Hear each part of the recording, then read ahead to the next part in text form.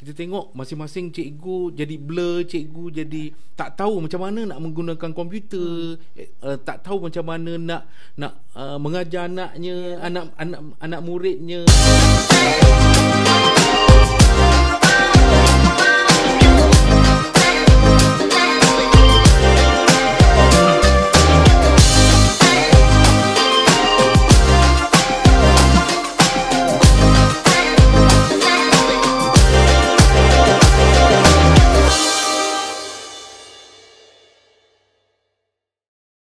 Bismillahirrahmanirrahim. Assalamualaikum warahmatullahi wabarakatuh. Salam sejahtera dan selamat petang semua. Kita bersua kembali dalam podcast TVPSS Jabatan Pendidikan Negeri Selangor. Alhamdulillah, hari ini kita bersua dalam TVPSS dan kita berbesar hati mengundang dan menjemput yang berbahagia, Puan Fazliatun binti Zainuddin, Timbalan Pengarah Sektor Dasar, Perancangan dan Penyelidikan, Bahagian Sumber dan Teknologi Pendidikan, Kementerian Pendidikan Malaysia. Alhamdulillah, terima kasih Puan kerana sudi bersama dengan kami. Terima kasih atas jemputan GPS Alhamdulillah. Sihat ya? Alhamdulillah. Alhamdulillah. Okey. Tuan-tuan dan puan, insya-Allah hari ini kita akan bincangkan sedikit bersama dengan Puan Fazliatun tentang dasar pendidikan yang kita sekarang tengah war-warkan dan kita sekarang tengah excited nak melakukan ni. Dan kebanyakan sekolah-sekolah terutamanya di Selangor sekarang ni tengah berkobar-kobar untuk menjalankan dasar pendidikan yang kita sekarang ni tengah war-warkan, iaitu dasar pendidikan digital. InsyaAllah hari ini mungkin kita sembang-sembang sedikit tentang dasar pendidikan digital.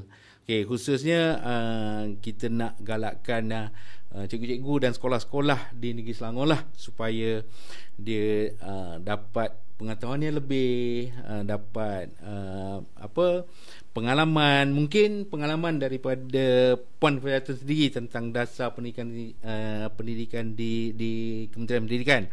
Dan kita tahu bahawa dasar pendidikan digital ni telah pun dilancarkan pada tahun 2023. Betul. 2023. InsyaAllah. Okey. Puan, sebelum kita teruskan kepada dasar pendidikan, mungkin Puan boleh ceritakan sedikit secara ringkas tentang diri Puan? Sila. Okay. Terima kasih Cik Munir. Alhamdulillah, saya sangat berbesar hatilah atas jemputan yang telah diberikan kepada saya. Sebenarnya saya merupakan seorang guru di Negeri Selangor satu ketika dululah. Saya pernah mengajar di SMK Selayang Baru, dan juga di SMK Bandar Tasik Puteri. Jadi, Alhamdulillah, kita dapat orang Selangor jugalah ni kiranya. Selangor. Tempoh perkhidmatan selama 10 tahun. Jadi selepas itu saya berhijrah ke bahagian teknologi pendidikan, sekarang dikenali sebagai bahagian sumber dan teknologi pendidikan, sehinggalah ke hari ini. Maksudnya daripada bawah tu, daripada penolong pengarah sampai naik ke ketua penolong pengarah dan sebagai timbalan pengarah di BSTP. Namun begitu, saya berhijrah secara dalaman lah. Saya pernah pergi ke sektor pembangunan profesionalisme. Sebelum tu saya di sektor pengurusan pusat sumber sekolah, kemudian pembesarian sekolah, dan kini saya berada di sektor dasar. So kita kiranya kita ni tak rugi kerana Puan Fazliatun bersama dengan kita, sebab dari segi pengalaman tu saya rasa cukup banyak pengalaman yang mungkin boleh kongsi. Tapi Puan, petang ni kita nak menjurus kepada dasar pendidikan digital. Okey, boleh Puan ceritakan sedikit berkaitan dengan dasar pendidikan digital, yang mana dasar pendidikan digital ni telah pun dilancarkan pada tahun 2023, dan sejauh manakah dasar ini difahami dan dilaksanakan di peringkat Kementerian Pendidikan? Okey, satu soalan yang sangat baiklah Encik Munir. Sebenarnya kita dasar pendidikan digital ni seperti yang dimaklumkan telah diluncurkan oleh YB Menteri Pendidikan pada 28 November 2023. Jadi dasar pendidikan digital ni, sebelum kita pergi jauh, kita takrifkan dulu pendidikan digital ni apa. Kadang orang nak tahu juga kan. Ya, betul. Pendidikan digital ni kita bercakap tentang penggunaan teknologi secara kreatif, secara inovatif, beretika dan bertanggungjawab oleh murid kita, guru kita dan sebagainya, sebenarnya untuk mencapai satu visi, iaitu melahirkan generasi fasih digital yang berdaya saing. Jadi selain fasih digital tu, dia merangkumi semua. Dia tahu guna, dia tahu bila nak guna, dia apa aplikasi yang nak digunakan, bagaimana nak persembahkan maklumat yang dia ada, dan dia menggunakan secara berhemah, bertanggungjawab. Kita tak nak lahirkan murid-murid yang dia guna secara menyalahi norma masyarakat dan sebagainya. Yang itu memang kita ada dalam ciri-ciri murid fasih digital tu sendiri. Jadi sebenarnya pendidikan digital ni kita dah mula awal lagi pada tahun 1999. Maksudnya sebelum berseru pelancaran pun kita dah buat dulu dah. Jadi yang itu masa tu dikenali sebagai sekolah bestari. Ya. Kemudian bila kita pergi kepada perluasan, kita jadi pembestarian sekolah. Ataupun dalam bahasa Inggerisnya making all school smart. Jadi kita masa tu kita telah meminta guru-guru kita supaya memanfaatkan teknologi dalam pengajaran dan pembelajaran, juga dalam pengurusan dan pentadbiran sekolah. Jadi bila kita nak capai pada akhir tahun 2020 tu, menjelang akhirnya gelombang keempat pembestarian sekolah, kita mencari satu hala tuju baru. Kalau dulu kita fokus kepada kita menggunakan teknologi, tapi untuk yang moving forward ataupun melangkah ke hadapan, kita fokus kepada pembangunan bakat murid tu sendiri. Kita bayangkan murid kini dah settle dah bab yang dia nak guna teknologi, tapi sekarang ni bagaimana dia menggunakan teknologi itu untuk membangunkan lagi dia punya itu yang peringkat permulaan dulu. Kalau kita tengok dalam tahun 2020 yang sekolah-sekolah wujudnya makmal komputer, itu adalah orang kata titik permulaan untuk pendidikan bestari inilah. Betul. Jadi kebetulan kita dah start kerja ke arah pendidikan digital tahun 2018 lagi. Kita dah ada perancangan dan sebagainya, hala tuju. Namun begitu, selepas itu berlakunya COVID. Jadi masa itu sekolah kita ditutup. Jadi guru-guru terpaksa mengajar di rumah, langsung tak ada kontak. Sebelum ni kita ada kontak dengan murid, walaupun guna teknologi ini automatik 100% murid duduk di rumah, cikgu pun duduk di rumah. Macam mana nak kita tangani isu tu? Jadi sebenarnya COVID ni adalah satu perkara yang orang kata blessing in disguise lah. Ada hikmah di sebalik berlakunya perkara sebab tersebut. saya suka bila puan sebut tentang COVID tadi. Kalau kita tengok pada peringkat permulaan COVID tu, kita tengok masing-masing cikgu jadi blur, cikgu jadi tak tahu macam mana nak menggunakan komputer, tak tahu macam mana nak mengajar anaknya, anak muridnya. Tapi itulah aku kata hikmah daripada COVID ni, cikgu-cikgu belajar macam mana nak mengajar secara atas talian. Itulah tu. Dia jadi macam seorangnya orang kata langkah ke hadapan atau lonjakan kepada Kementerian Pendidikan untuk kita pergi ke step yang seterusnya, langkah seterusnya, iaitu pendidikan digital. Jadi pendidikan digital ni sebenarnya kita fokus kepada persekitaran, ekosistem. Kita nak mewujudkan di sekolah kita ada apa? Kita ada murid, kita ada guru, kemudian pemimpin sekolah. Lepas tu sekolah ada kemudahan-kemudahan kan. Dan untuk melaksanakan semua ni kita perlu bantuan daripada rakan strategik. Jadi selain daripada itu kita ada sumber-sumber pendidikan lah yang kita sediakan kepada murid. Jadi ini merupakan 6 perkara ini merupakan orang kata asas kepada pembangunan pendidikan digital itu sendiri. Jadi kita daripada isu dan cabaran yang kita hadapi untuk setiap 6 ni, kita tukar dia kepada teras strategik. Jadi kalau kita lihat teras 1 tu kita nak lahirkan murid fasih digital. Jadi kita fokus pada murid. Semua aktiviti berkaitan dengan murid kita fokus di teras 1. Kemudian kita pergi kepada teras 2 iaitu pendidik kompeten digital. Jadi yang ini kita tingkatkan lagi kompetensi digital guru, kita latih dia dan sebagainya lah. Dan banyak inisiatif yang juga dilaksanakan oleh kementerian sendiri. Itu yang ada, kita tengok sekarang dah ada GPGD, kita ya, ada Apple Teacher, kita ada Microsoft Teacher. Jadi ini semua merupakan antara inisiatif yang kita laksanakan bersama dengan rakan strategik lah. Okey. Jadi untuk yang seterusnya, teras yang ketiga, kita fokus pada pemimpin. Jadi kepemimpinan digital berwawasan. Kita nak dia ada visi, dia boleh plan jauh ke hadapan untuk sekolah dia bangunkan sekolah dia. Sebab semua perkara ni kita tak boleh buat dalam satu hari. Betul. Dia ambil masa pembudayaan ni, dia ambil masa yang panjang lah, ya. Dia tak boleh kita nak push kan.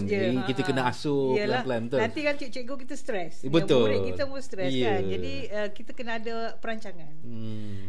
Kemudian kita pergi ke teras keempat, kita nak mengupayakan infrastruktur dan infostruktur. Infrastruktur ni termasuklah makmal komputer dia macam mana, peranti, capaian internet, termasuk juga dengan pusat-pusat latihan kita. Kita ada pusat latihan guru seperti pusat kegiatan guru, dan kita ada sektor sumber dan teknologi pendidikan yang mana kita melatih guru di peringkat negeri. Jadi yang ini kita kena bangunkan seiring dengan peranti dan capaian internet tadi. Kemudian kita pergi kepada isi dia pula, iaitu sumber pendidikan yang berkualiti, kandungan. Jadi bila cakap tentang kandungan ni, untuk menjadikan pembelajaran kita menarik menggunakan teknologi, dia mestilah dalam bentuk berbagai format. Dia boleh ada dalam bentuk video, kita boleh buat dalam bentuk audio. Jadi benda tu lebih menyeronokkan lah kepada murid-murid sebab kita nak naikkan minat, kesukaan cikgu-cikgu tu. Dan satu lagi, bila kita gunakan teknologi, kita dapat berikan murid tu pembelajaran yang diperibadikan, ataupun dalam bahasa Inggerisnya personalized learning. Personalized learning ni, kita boleh tahu murid kita ni kat tahap mana sekarang, macam mana kita nak kembangkan dia lagi, tingkatkan potensi dia macam mana. Kita tahu dia dengan gunakan teknologi AI contohnya, kita tahu dia berada di mana dan apa cadangan-cadangan pembelajaran yang dia boleh pergi selepas tu. Kemudian untuk teras yang ke-6, kita fokus kepada rakan strategik yang committed. Jadi Kementerian Pendidikan memang tak cukup lah bila bercakap tentang infrastruktur tadi kan. Kita perlukan sumber kewangan. Kita perlukan sokongan dia, peruntukan dan sebagainya, bajet kan. Tapi dengan adanya rakan strategik yang committed tadi ni, kita boleh gunakan bantuan mereka untuk kita buat latihan, ataupun mereka boleh belikan peranti dan sebagainya lah. Ikutlah bidang-bidang tu lah, bergantung pada keperluan sekolah. Jadi kita fokus pada yang orang kata yang 6 inilah tadi. Itu mungkin ini adalah salah satu daripada orang kata rakan strategik nak membantu. Sebab saya difahamkan macam nak melahirkan Apple Teacher ni, sebab dia kena gunakan produk Apple kan.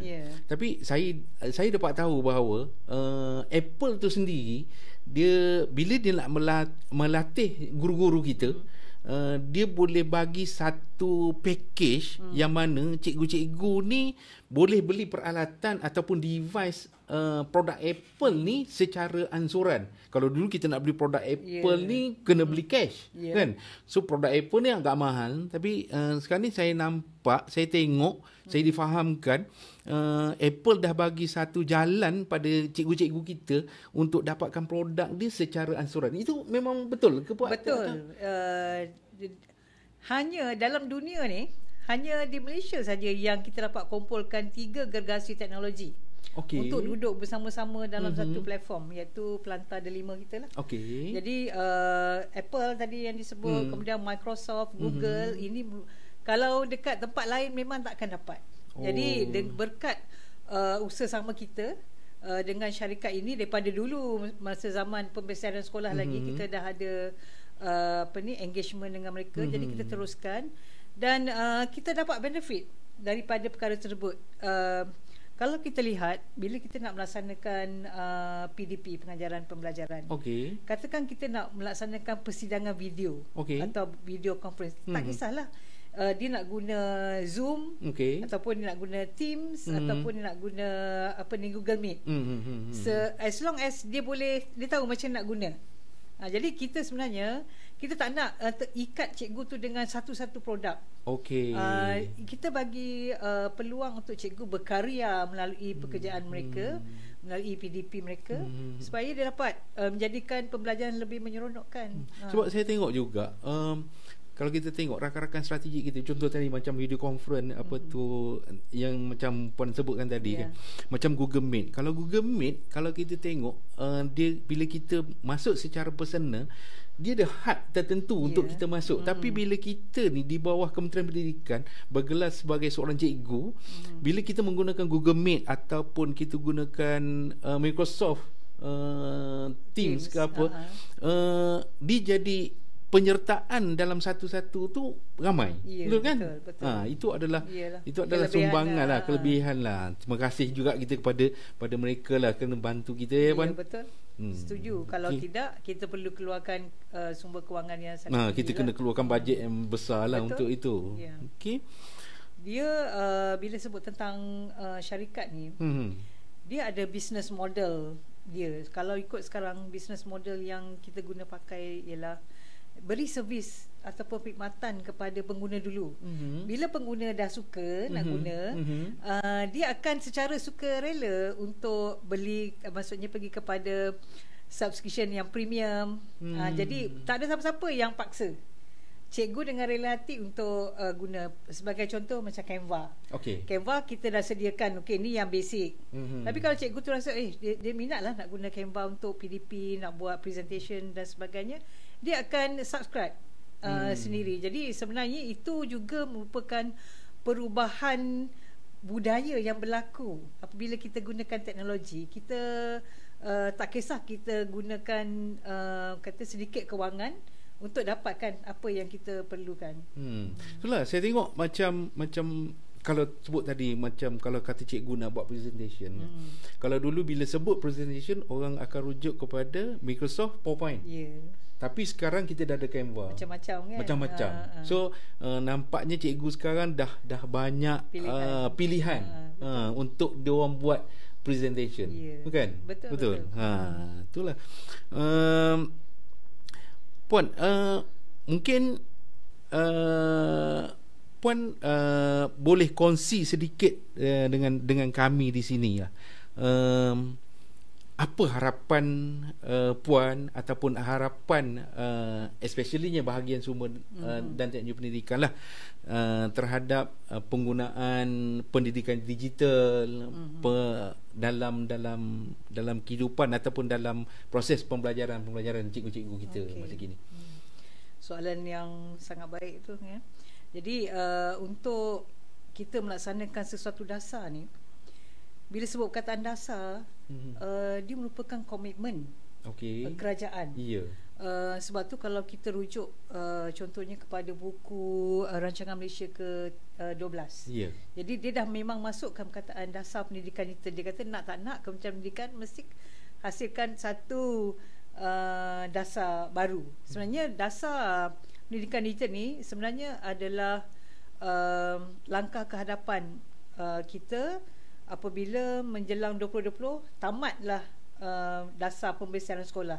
Kalau kita rujuk dalam dasar pendidikan kebangsaan tu memang dah ada dasar pembesiaran sekolah. Jadi yang ini kita susul dengan hala tuju baru yang tadi saya cakap tadi tentang fokus pada pembangunan modal insan ataupun pembangunan bakat murid itu sendiri, yang mana kita dah selaraskan dengan rancangan Malaysia ke-12 dan seterusnya lah dalam yang rancangan Malaysia ke-13 yang akan datang. Jadi dia merupakan satu anjakan. Kita kalau boleh kita nak, kalau dulu sebut tentang pembesiaran sekolah, saya rasa orang-orang yang sumber teknologi je yang tahu. Tapi betul. Sekarang ni sejak YB Menteri Pendidikan bercakap tentang dasar pendidikan, kemudian Timbalan Menteri dan kita punya Ketua Pengarah Pendidikan Malaysia sendiri yang sentiasa menyebut tentang pendidikan. Jadi kita lebih banyak pendedahan. Jadi kita punya sasaran khalayak kita lebih memahami tentang pendidikan digital tu. Jadi kita kena terus sentiasa orang kata bercakap tentangnya dan bagaimana kita nak laksanakan dalam bentuk kita berada di sekolah.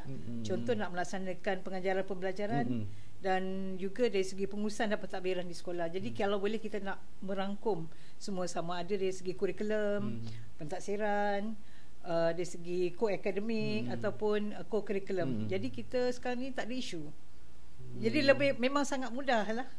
Saya rasa sekarang ni sekolah menerima penggunaan teknologi dalam kehidupan seharian. Sebab kalau kita tengok dalam kumpulan kecil pun, kita ambil contoh lah, katakan dalam keluarga, kalau anak-anak saja minat satu benda tapi mak ayah tak ada support untuk digalakkan minat anak-anak tu, dia jadi anak-anak tu sendiri akan tak boleh pergi jauh lah. Tapi kita sekarang saya rasa secara peribadinya, rasa puan sendiri pun, saya rasa saya terima kasih kepada pengurusan tertinggi kita, kepada YB menteri kita, kepada KPPM kita, yang mana bila kita nak jalankan dasar pendidikan digital ni, di peringkat kita, di peringkat bawah, tapi di peringkat atas menyokong apa yang kita nak buat, itu menaikkan lagi semangat kita di peringkat bawah. Memang betul. Macam kami di bahagian sumber data pendidikan, kita sentiasa membina sumber kewangan lah untuk kita bantu rakan-rakan kita di negeri dan juga daerah. Jadi saya ingat lagi dalam satu mesyuarat, Timbalan Ketua Setiausaha Pengurusan Datuk Suhaimi ada tanyakan kepada saya, bagaimana kalau kita hanya mampu dapat peruntukan yang sedikit. So saya cakap lah sambil melawak lah, kalau bagi sikit, kami buat sikit lah. Jadi alhamdulillah kita dapat peruntukan yang orang kata berapa kali ganda daripada yang kita dapat pada tahun lepas. Jadi kita rasa sangat seronok. Kita tumpang berbanggalah kerana mendapat sokongan padu daripada kerajaan kita sendiri. Kalau kita tengok sekarang pun sekolah-sekolah dah banyak dapat bantuan-bantuan daripada KPM sendiri untuk menaikkan untuk menjalankan dasar pendidikan digital ni kan. Tu kita terima kasih jugalah kepada pengurusan atasan, YB menteri dalam menyokong kerja buat kita di dalam melaksanakan dasar pendidikan digital ni. Okeylah puan, saya rasa itu saja yang mungkin kita boleh bincangkan di sini. Tapi itulah masa yang agak singkat, tapi tak apa, kita dapat pengalaman, kita dapat pengetahuan, dan insyaAllah ini akan dapat menaikkan lagi semangat dan kehendak cikgu-cikgu dalam kita nak menjalankan dasar pendidikan digital. Terima kasih banyak pada puan kerana sudi bersama dengan kami di petang ini. Terima kasih sekali lagi. Terima kasih kepada Jabatan Pendidikan Negeri Selangor juga. Terima kasih. Dan tuan-tuan dan puan, itu sahaja podcast kita pada petang ini, yang mana kita membincangkan tentang dasar pendidikan digital. Dan insya-Allah di lain masa kita akan bersua kembali dalam podcast TVPSS Sektor Sumber dan Teknologi Pendidikan Jabatan Pendidikan Negeri Selangor atas beberapa perkara ataupun isu-isu yang kita akan bentangkan lagi. Sekian, terima kasih dari saya Munir bin Mat Yaaub, penolong pengarah Sektor Sumber dan Teknologi Pendidikan Jabatan Pendidikan Selangor. Dan terima kasih juga kepada tetamu kita yang hebat, cemerlang, dan sebenarnya Puan Faz ni juga lama dengan saya. Dah saya anggap ni adalah guru, kakak pada saya yang banyak mengajar saya berkaitan dengan teknologi pendidikan lah selama saya berada di teknologi pendidikan. Terima kasih sekali lagi. Terima kasih banyak. Okey, itu saja daripada kami pada petang ini. Sehingga jumpa lagi. Terima kasih.